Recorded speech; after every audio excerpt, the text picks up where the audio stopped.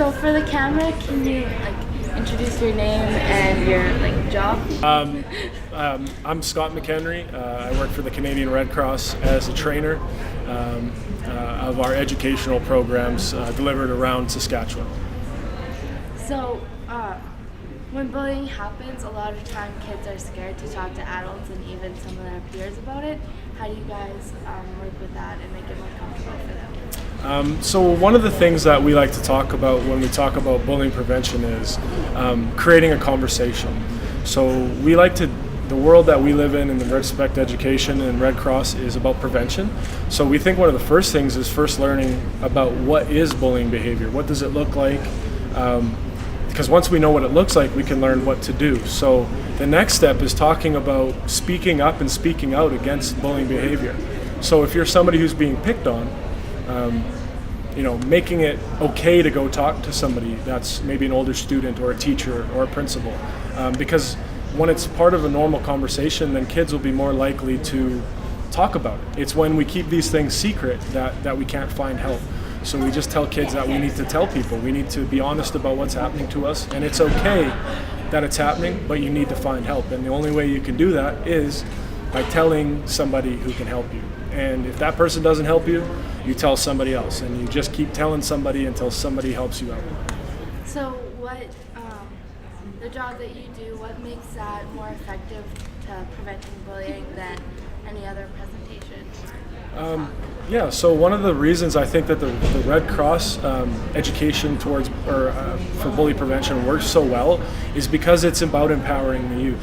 So part of our program is teaching and training youth who then can take that prevention education and deliver it to younger kids within the school or in a different area of the community. And we think that's really powerful, that when a kid can become an expert. So we talk about creating champions. So giving a young kid, a grade 10, 11, or grade 12 student, the skills and tools to help others within their school or community is very powerful. And so starting to get kids to realize just how much of a difference they can make on other people. We talk about impacts of bullying behavior. Well, we want kids to realize that they can help get rid of those negative impacts and actually impact people in such a positive way. So really it's about empowering the kids and giving them the key to stopping bullying, because that's what it's happening. It's happening around kids, it's happening to kids. So that's the key, is educating so that we can prevent it. Is it ever hard to get kids to stand up and become those champions? Well,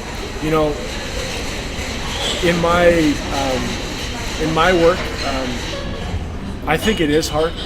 I think it's hard for kids to stand up to bullying behavior for a couple of reasons. First off, because it could be scary, right? You don't know, maybe if I tell on someone, I'm going to be the next person who's bullied.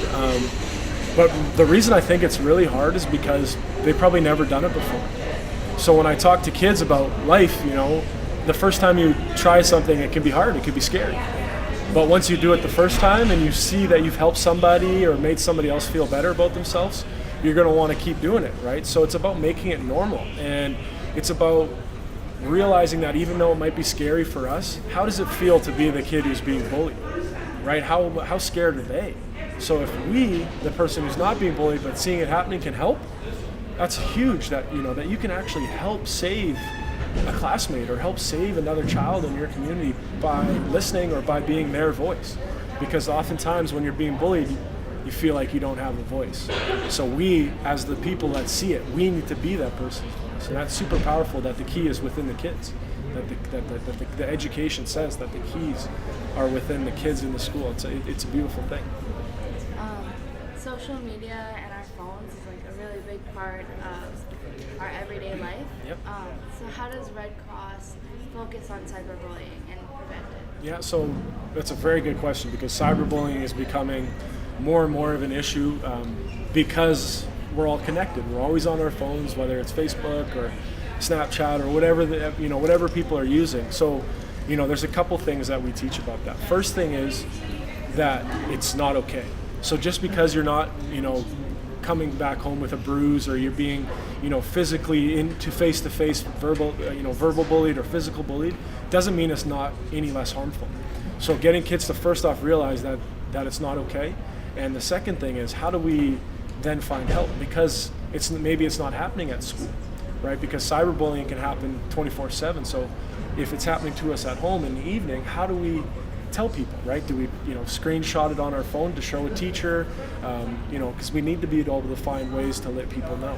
And another thing that the Red Cross really focuses on is not so much talking about all the negatives, but how do we live our online lives? Like how, just like the relationship that you build in person, how do we make sure that we're respectful and that we're saying, kind things and we're not being mean, right? So tying the cyberbullying to the real life bullying is getting a realization that we got to look after each other in real life, and we got to look after each other and be kind and respectful when we're using social media.